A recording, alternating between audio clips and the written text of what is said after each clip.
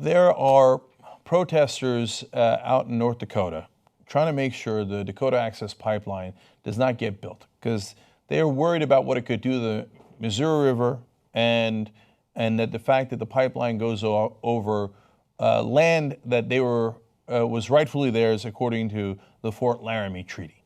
So these are legitimate concerns, and they call themselves the water protectors. But from time to time, the police bring in a tremendous amount of weaponry.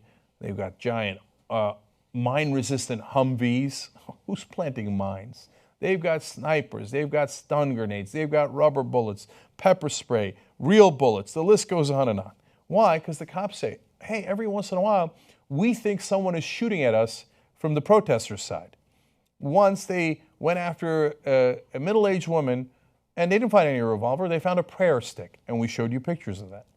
Now, we finally have found a shooter, or at least a guy who could have been a shooter with an AR-15 rifle, it looks like, within the area of the water protectors. But he's not among them. So he is a guy, as we find out later, actually works for the Dakota Access Pipeline. His name appears to be Kyle Thompson, and we have video of him. So here, they realize what he's up to. Before the video, they are concerned about him. They get him to stop. He gets out of the truck, and then he's got the rifle. And then you'll see him with the other water protectors there, and they realize he's not one of them, and they're asking him, who are you? They eventually bring in the police for the Bureau of Indian Affairs, and they wind up disarming him. But look at what happens when he gets out of his truck. Watch.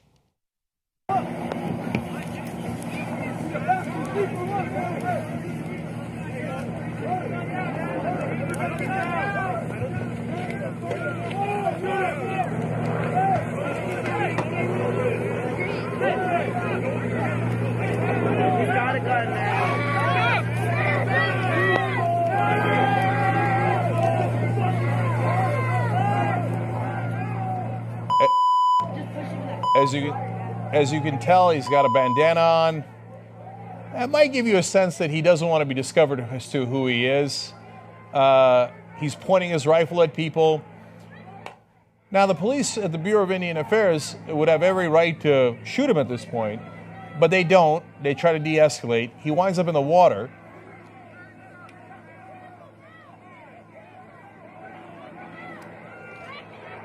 He can't find a way out. Thank God he didn't start shooting anyone. I'm going to tell you exactly who he turns out to be in a second. And these are some brave souls walking right up to him as he's pointing that rifle at him. Would you be that brave? I don't know that I would. And so now the guy in the hat's about to walk in the water and talk him down. This could have gone so badly.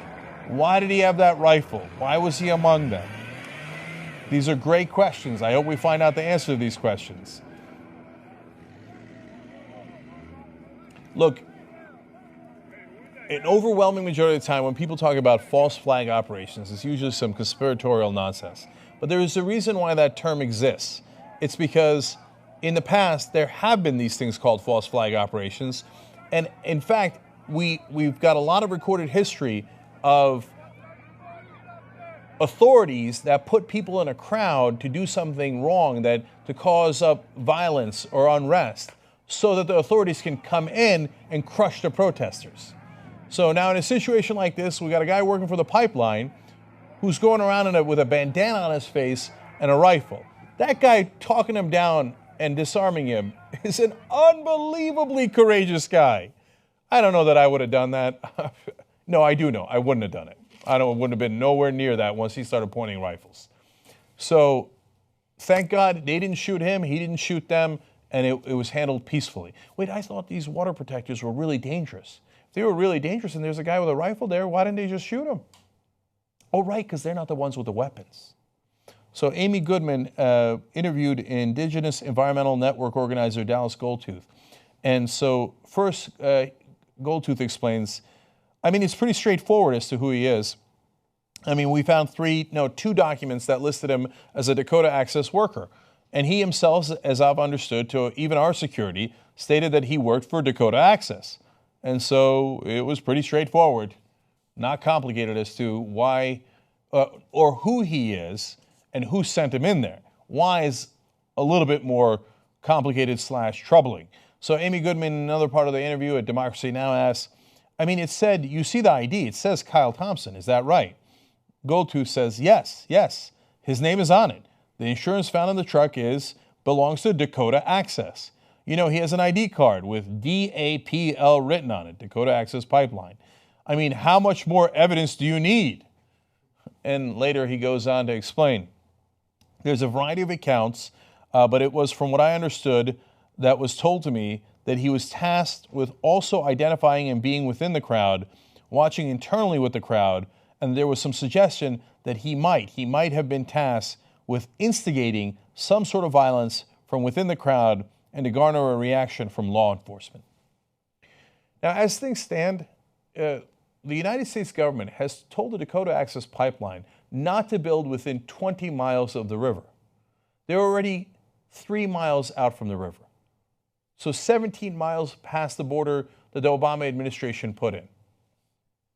Oh, you requested that? We deny your request. So I would argue that the police should have at least an equal force facing the pipeline workers. Not because of the workers themselves, but because the company is in violation of a U.S. government order not to build within 20 miles. Now, they can argue that that order is vague, and they have argued that. But look, the Treaty of Fort Laramie is also at best vague, although I would argue it is not vague. It says that that is Sioux territory, and the Standing Rock Sioux are part of the Sioux Nation that signed that treaty. So they say, wait a minute, now, number one, based on treaties, does the American government live up to its word? We believe in the American government. We believe that the American government can live up to its word, in which case that is actually our land. Okay, so we would be in the right. We're not breaking the law. We would be enforcing the law.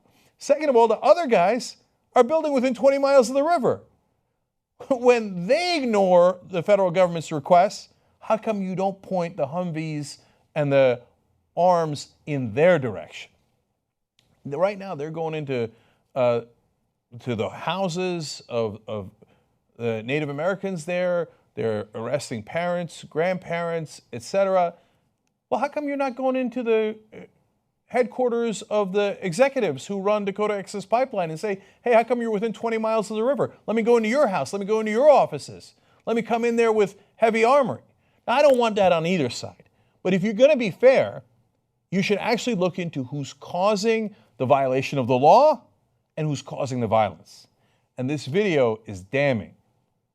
North Dakota authorities, are you looking into it? I hope so, because I think you've got all your troops, and yes, they look like troops, pointed in the wrong direction. The Young Turks isn't just us, it's also you guys. You make this show possible, and we want to thank you for it, and we want to grow together. We want to be too strong. tytnetwork.com/join. Let's do it.